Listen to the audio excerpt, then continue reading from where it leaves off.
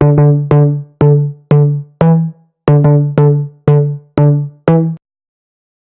fire that burns, furnace in the soul, the red rage.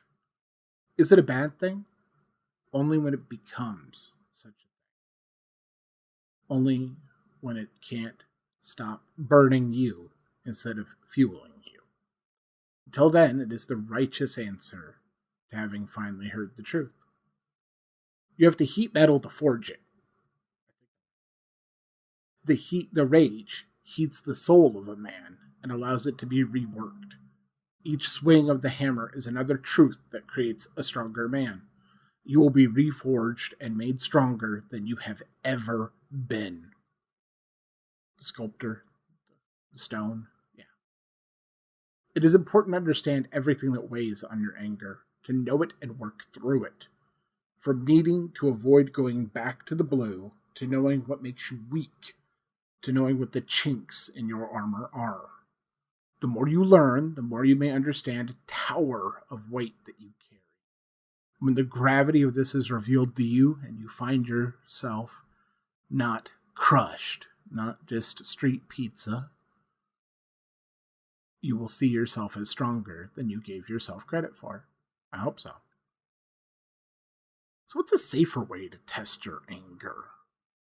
The honey badgers. In case you haven't heard of them, I think experiencing them would be the easiest way to understand. They're here on YouTube.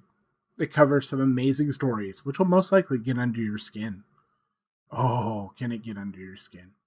You need to know how much of the world stokes the fire. So you'll begin putting the emotional reactions down and rationalizing an irrational world instead. And when you cannot take any more of the truth of the injustice that you cannot solve or save yourself or other men from, retreat. But do not stop learning. Now, you've now, the red, it has burned you. You're melting. You're hitting yourself with the hammer. It's time for a quench. The blue water quench. Call up the search bar and seek out the Backstreet Boys. What once was top 40 romance and pop is now Reddit nice guy cringe. I am serious. You put that on. You call up the lyric sheet. And I want you to ask yourself, is this not r/nice guys set to music? The sentiments that are put there, is that not just nice guy cringe now? How the times have changed. Now I want you to put a pin in the power of the concept of put a pin in the concept of the power of media. I can script this all I want. It doesn't help if I can't read. The SJWs aren't entirely wrong about that being a thing, though, the power of media. However, the lesson for you is different. It is how the media is adversely harming your mind. It is what you are conditioned to believe is real and acceptable. This should make it clear that both the blue and the red have to be tempered and understood. Don't do it so much that you engage in self-harm, though. It's tempting. However, media-based self-harm is a thing, too. You'll know when you feel sick just pressing the button on a video, or you'll be listening and you just want it to stop. By the way, at that point, just stop. It's okay. Now, I want you to know there is nothing moderate about being a man of the red. You'll be doing something very intense. If you want to groove to a song that touches on that intensity, try Billy Joel's song, I Go to Extremes. If you can't stand his voice or music, then go back, just look up the lyric sheet. You are flying in the face of the history of things, your biological purpose, society, dreams of your parents who want those grandchildren. You're casting a poison pen veto against the salt mine and the slaughterhouse they picked out for you. Why, though, am I going on about tempering yourself? I turn to James Allen for his words on the matter. Yes, humanity surges with uncontrolled passion. It is tumultuous with ungoverned grief, is blown about by anxiety and doubt. Only the wise man, only he whose thoughts are controlled and purified, makes the winds and the storms of the soul obey him. Note the command, obey him, obey. Not subsume, not cancel, not tame, obey. You are not to become weakened or apathetic in tempering your rage. Happen, but I'd hope that it doesn't happen to you. But you are to get it to obey you. Self-improvement is a thing, so we go once more to Mr. Allen. Gifts, powers, material, intellectual, and spiritual possessions are the fruits of effort. They are thoughts completed, objectives accomplished, visions realized. You cannot see through the red haze. Don't kid yourself. I would implore you, harness the red, gain its servitude, and when you can see clearly, create the objective to be realized. See the future, your future. Except the journey will be long and fraught with peril both from within and without, but it is worth it because it is for you. The treasure, the prize, the awesome entity blessed with the power of changing the world, that's you.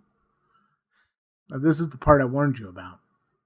You are also an entity that is kept in bondage by his curse, cursed with silence before Eve. The original sin of Adam, passed on to his sons, was not eating the apple, was looking at Eve, knowing he could not live without her, and choosing the apple because her love mattered more than being God's good son. The son, the reflection of the father, wanted to be with his wife more than he wanted to be true to his father. The original sin of Adam was being a simp. He worshipped Eve. He told his dad, no dad, no God. Eve's love means more than all of this. So I would recommend that you stop worshipping Eve. She is not God. She is not an angel. She is not the divine salvation which can cure you or save you. She is woman. Just a woman. And you're just a man. The fact that she's just a woman, that means that she can't do what you're asking. Not that she's refusing you. That she cannot do it. Contrary to what you may have heard, you are not Satan, you are not a devil, nor a demon, nor the villain. You are not the beast, you are not the menace, and you are not the threat which must hold the gun to the head of other men to keep them in line. You are a man. You are the chosen one of your life story. You live for you. Now, if you are connected to some form of the divine, and you choose to live in accordance to the dictates and dictum of that being, that's still your choice. You're still making the choice to be a religious person. Follow God. Follow something bigger than you. In the end, that's your choice to make.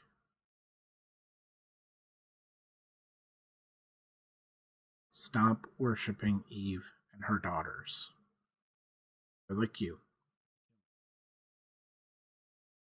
You don't worship your fellow humans. So I wish you a good journey as you walk the path. Peace to your heart in these troubled times.